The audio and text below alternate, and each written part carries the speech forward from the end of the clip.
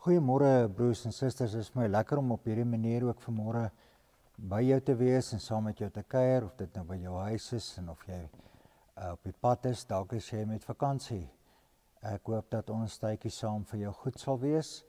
Ek weet dit is vir my goed om op hierdie manier saam met jou te kan kuier. Here, U is die Alfa en die Omega, U is die begin, U is die einde, U is die een wat was en wat is en wat sal kom. Amen. Ek groet jou in die naam van ons Vader wat in die hemel is, in Christus Jesus wat die kruis dood oorwin het en opgestaan het uit die dood, en die Heilige Gees wat ons help om deur die voorhangsel te stap na Christus. Ek sluit vanmôre weer aan by die hele familietema wat ons gebruik, en ek probeer dit kombineer ook met die tyd waarin ons nou is, die verskyning van Jesus aan sy disippels en aan ander mense, voordat hy opvaar na die hemel toe. Die gedeelte wat ek gaan lees ek spesifiek met die doel om iets te probeer sê van dat Jesus se geslagsregister, hy is in een van die doodgewone gesinne gebore. Daar's niks uitsonderlik nie, dis nie koninklik nie, dis nie heilig nie, dis doodgewone gesinne uit wie hy gebore is. Abraham het Isak verwerk, kom ons lees uit Matteus 1. Isak het Jakob verwerk, Jakob het Juda en sy broers verwek. Juda het Peres en Serach by Tamar verwek. Peres het Gesron verwek en Gesron het Ram verwek. Ram het Abinadab verwek en Abinadab het Nachson verwek. Nachson het Salmon verwek. Salmon het Boas by Ragab verwek en Boas het Obed by Rut verwek. Obed het Isai verwerk en Isai Dawid die koning verwerk. Nou net die hele gedagte van Boas en Ragab, en julle ken die verhaal van Rut waar sy dan by hom in sy bed ingeklim het en dat die nageslag van Christus dan so beskryf kan word dat Christus uit hierdie geslag gebore is. My tema vanmôre is God gebruik gewone gesinne. En die manier hoe hy dit doen is deur genade. Ons moet seker eers vir mekaar net sê, wie is 'n gesin? En nou lyk 'n gesin. En dan wil ek onmiddellik sê, dis baie moeilik om 'n definisie van 'n gesin saam te stel. Ek gaan net 'n paar noem, daar is uit die aard van die saak baie forme van gesinne. Kom ek sê net eers, in Afrikaans gebruik ons die woord gesin vir die nukleergesin of die binnegesin, en dan familie vir die meer uitgebreide gesin. In Engels is dit dan family en familie, wat eintlik maar dieselfde woord is, wat na verbeide gebruik word.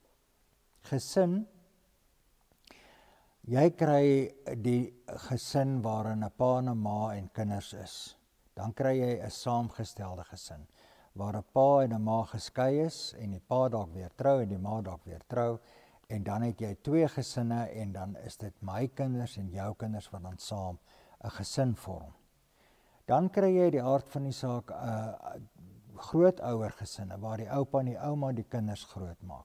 Dan kry jy enkelgesinne, waar 'n man of 'n vrou, die man is dalk dood, of die man is op hierdie stadium, is daar baie sulke voorbeelde, dalk oor see, en die vrou of die man maak dan alleen die kinders groot. So gesin is baie moeilik definieerbaar.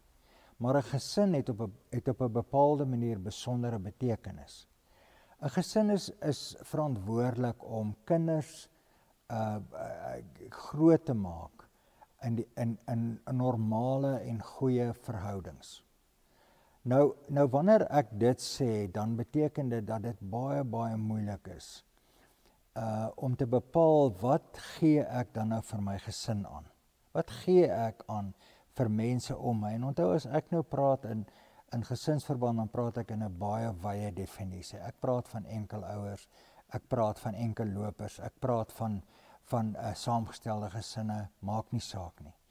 Die taak van 'n gesin is om 'n waardesisteem te vestig. Nou, hoe doen 'n mens dit? En ek gaan so 3 woorde gebruik om dit op 'n manier te skilder. Die een is geloofsoordrag moet plaasvind. Nou, ek kan maar net vir jou vra, as jy luister vanmôre en jy's deel van watter gesin ook al, in watter mate het jy al met een van jou gesinslede gepraat oor geloofsoordrag? In watter mate het jy al gepraat oor jou geloof? Ons probeer hier in die graad 11 belydennisklas met die belydennisklas Denee vir ouers kans gee om met hulle kinders so 'n finale gesprek te hê oor geloof. Dit bly vir my verstommend hoe moeilik hierdie gesprek vir sommige ouers is. En miskien is dit, ek weet nie, miskien is dit net omdat die ouers net nog nooit met hulle kinders oor geloofsoordrag gepraat het nie. En vir hulle kinders gesê het, hoorie, so dit is wat geloof in my lewe vir my beteken het. En so ook tussen kinders. So in kinders moet ons vir mekaar aanhoudend sê, ons moet geloof oordra. Dit help nie ons doen sendingwerk in Timbuktu, in plaas van dat ons ook hier vir mekaar sê, kom ons sit om 'n tafel en ons dra geloof oor. Hoe dra die kerk geloof oor? Want dis wat ons ook vra. En dan sê ons, maar dis die skool se werk om geloofsoordrag te doen. Dis eintlik ook die kerk sinne.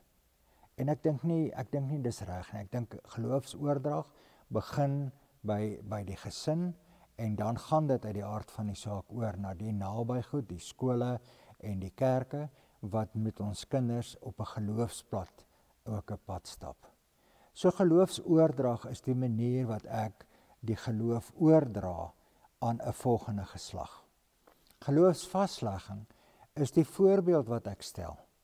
Dit help nie ek vertel van naaste liefde, maar sodra ek in die motor klim, dan is skel en skreeu ek vir al my naastes wat om my ry. Dit help nie ek praat die goed, ek preek die goed, maar dis nie 'n voorbeeld nie. Onthou, as jou kind tussen 6 en 9 jaar oud is, dan doen jou kind presies wat jy doen. Jy sal onthou selfs bietjie jonger, dan trek die dogtertjies mamma se skoene aan en pappa se skoene. So jy van kleins af is daar al 'n vaslegging wat moet plaasvind. 'n Vaslegging van dit is wat ek glo, dit is hoe ek glo en dit kom uit my geloofsoordrag wat ek ontvang het. Daarom is dit so lekker om wanneer jy na 'n doop kyk en ons grootouers ook op die liturgiese ruimte het by die doopfont, is dit lekker om te sien hoe dit van een geslag na 'n ander geslag na 'n ander geslag oor te dra. Dis lekker om in die belydennisklas te sien hoe kinders wat ook uit moeilike omstandighede kom, geloofsoordrag ontvang met geloofsvaslegging deur die dag wanneer hulle dan hulle belydenis van geloof doen. Dat die geloof hulle anker word.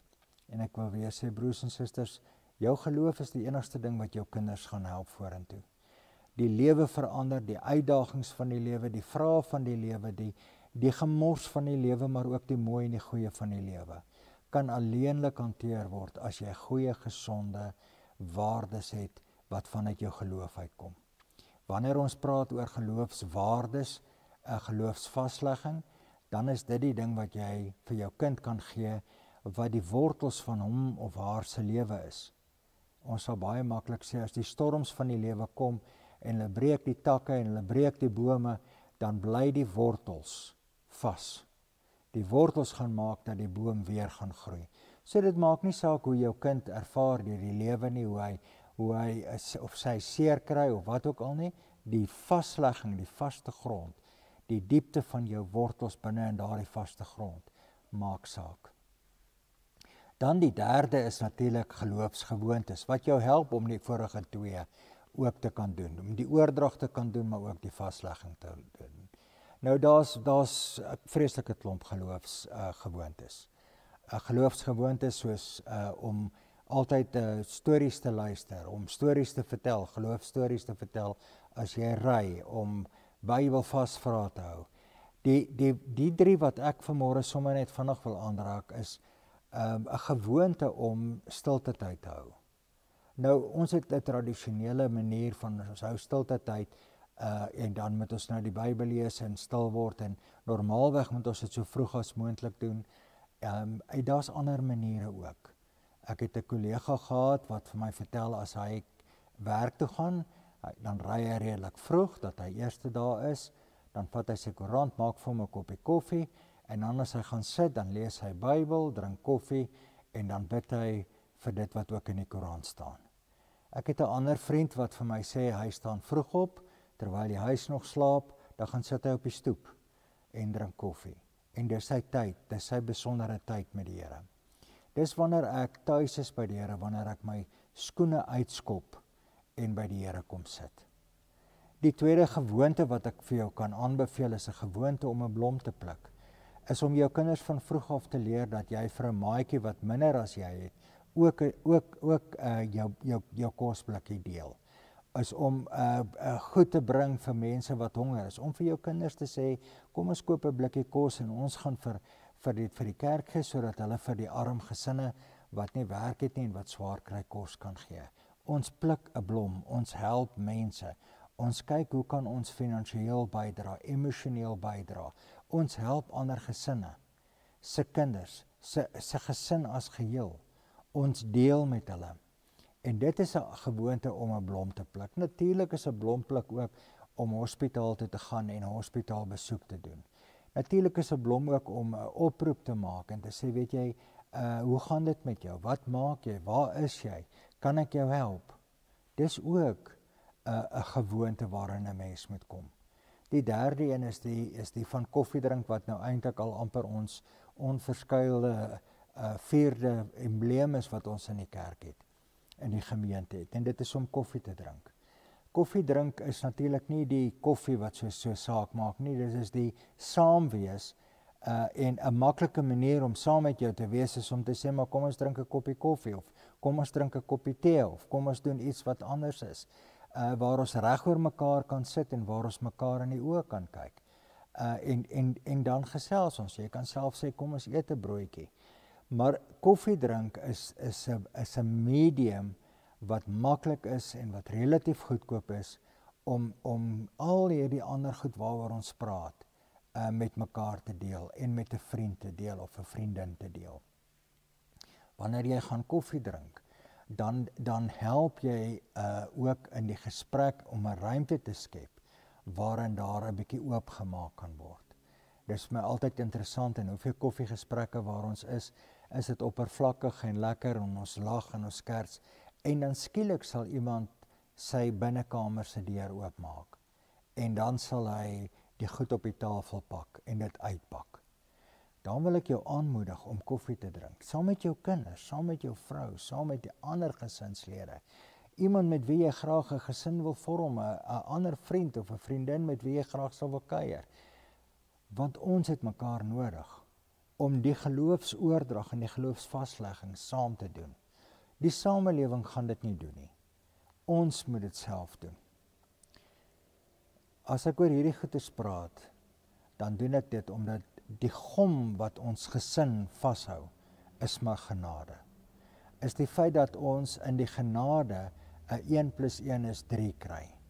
Ons sinergie, ons hier wees, ons met mekaar wees in die samelewing is om die genade van God uit te dra na ander gesinslede, na ander familielede, na die wêreld en samelewing daar buite wat dit soek, wat 'n versigtiging het om te kan sê, weet jy, ek wil so graag iets hê wat julle as 'n gesin het.